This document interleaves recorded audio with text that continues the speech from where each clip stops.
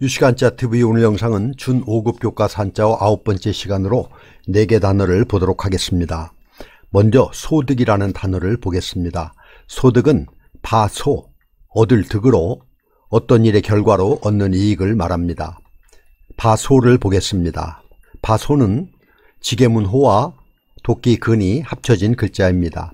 출입문 옆에는 드나들며 편하게 집어쓸 수 있도록 자주 쓰는 연장을 놓아두었는데 문 옆에 도끼가 놓여있는 모습입니다. 그래서 자주 쓰는 바로 그것에서 것이라는 의미가 되었고, 연장을 놓아둔 바로 그곳에서 곳이라는 의미가 생겨나게 되었습니다. 소재, 장소, 처소는 곳이라는 의미로 쓰였고, 소지는 가진 것을, 소임은 맡은 바 직책을 의미하며, 소정은 소정의 원고료를 드립니다 할 때 쓰이는데 정해진 바라는 뜻입니다. 얻을 득을 보겠습니다. 얻을 득은 길을 의미하는 조금거를 척과 재물을 의미하는 조개패, 손을 의미하는 마디촌이 합해진 글자입니다. 길에서 돈을 냉큼 줍는 모습입니다. 얻다, 손에 넣다, 만족하다 등의 의미입니다. 그래서 소득은 바소, 얻을 득으로 어떤 일의 결과로 얻는 이익을 말합니다. 유통이라는 단어를 보겠습니다. 유통은 흐를 유, 통할 통으로 어떤 상품이 생산자로부터 소비자에게 전해지는 과정을 말합니다. 흐를 유를 보겠습니다. 흐를 유는 물수와 깃발유가 합해진 글자입니다. 깃발유는 어머니 뱃속에서 머리를 아래로 하고 나오는 아기와 양수가 흘러나오는 모습을 그린 것으로 흐르다라는 의미입니다. 물수와 깃발유가 합쳐진 흐를 유는 흐르다는 의미를 분명하게 하기 위해 앞에 물수가 추가되었습니다. 흐르다, 떠돌아다니다 라는 뜻과 함께 계층이나 분파의 뜻도 가지고 있습니다. 통할 통을 보겠습니다. 통할 통은 쉬엄쉬엄 갈 착과 길용이 합쳐진 글자입니다. 쉬엄쉬엄 갈 착은 원래는 이런 모습인데 단일 행에서 오른쪽이 줄어든 부수인 조근거를 척과 발을 의미하는 발지가 위아래로 결합해서 길 가는 모습을 형상한 글자입니다. 이 부수가 쓰이는 글자는 가다, 달리다 또는 길의 의미가 포함되어 있습니다. 길용은 그 모양이 고리가 달린 종을 그린 것입니다. 종은 그 속이 텅 비어있기 때문에 쉬엄쉬엄 갈 착과 길용이 합쳐진 통할 통은 뻥 뚫려 있는 길을 의미하여서 통하다라는 뜻이 되었고, 내왕하다라는 의미가 파생되면서 알리다라는 의미도 생겨나게 되었습니다.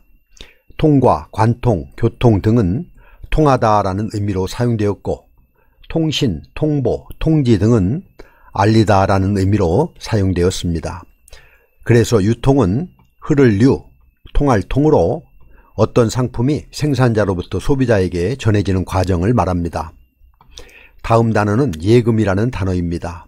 예금은 미리 예 또는 맡길 예에 쇠금으로 은행 등의 금융기관에 돈을 맡기는 것을 말합니다. 미리 예를 보겠습니다. 미리 예는 맡길 예라고도 하는데 줄여와 머리혈이 합해진 글자입니다. 줄여는 원래 옷감을 짤 때 날칠 사이로 지나다니는 이러한 북에서 실이 풀려나오는 모양을 그린 글자로 밀다, 밀어주다 라는 의미이며, 밀어주는 쪽은 자기를 뜻하여서 나라는 의미도 가지게 되었습니다.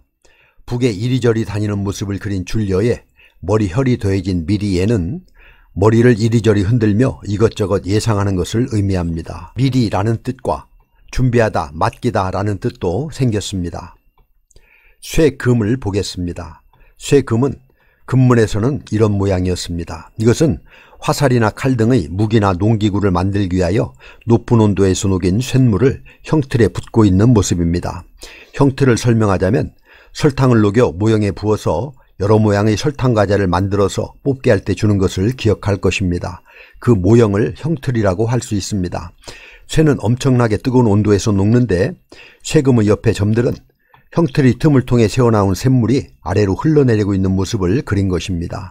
그래서 쇠금은 쇠를 뜻하며 귀하다라는 뜻과 함께 돈, 화폐라는 뜻도 가지고 있습니다. 그래서 예금은 미리 예 또는 맡길 예에 쇠금으로 은행 등의 금융기관에 돈을 맡기는 것을 말합니다. 은행이라는 단어를 보겠습니다. 은행은 단일행으로 일반인의 예금을 맡고 다른 데 빌려주거나 유가증권을 발행, 관리하는 일 등을 하는 금융기관입니다. 은을 보겠습니다.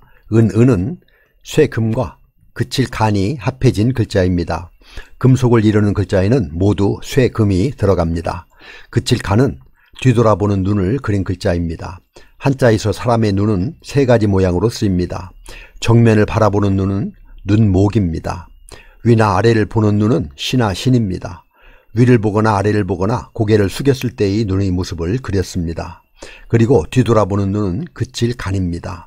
팔을 오른쪽으로 내밀고 있는 모습과 그 왼쪽에 눈을 그린 모습으로 사람이 고개를 돌려 뒤를 돌아보는 모습인데 손뜻 못 가고 머뭇거려서 그치다, 머무르다의 뜻을 가지게 되었습니다. 은은 쇠금과 뒤돌아보다 라는 뜻의 그칠 간이 합쳐져서 금은 너무 비싸서 뒤돌아서 은을 보다 라는 의미입니다. 은이라는 뜻과 또한 은은 화폐의 대체 수단으로 사용되었기 때문에 돈, 화폐라는 뜻도 가지고 있습니다. 단일행을 보겠습니다. 단일행은 사거리를 본떠서 만든 글자입니다. 사방으로 통하는 큰 길에서 사람들이 오고 가고 많은 일이 시행되므로 다니다, 가다, 행하다 등의 뜻이 되었습니다.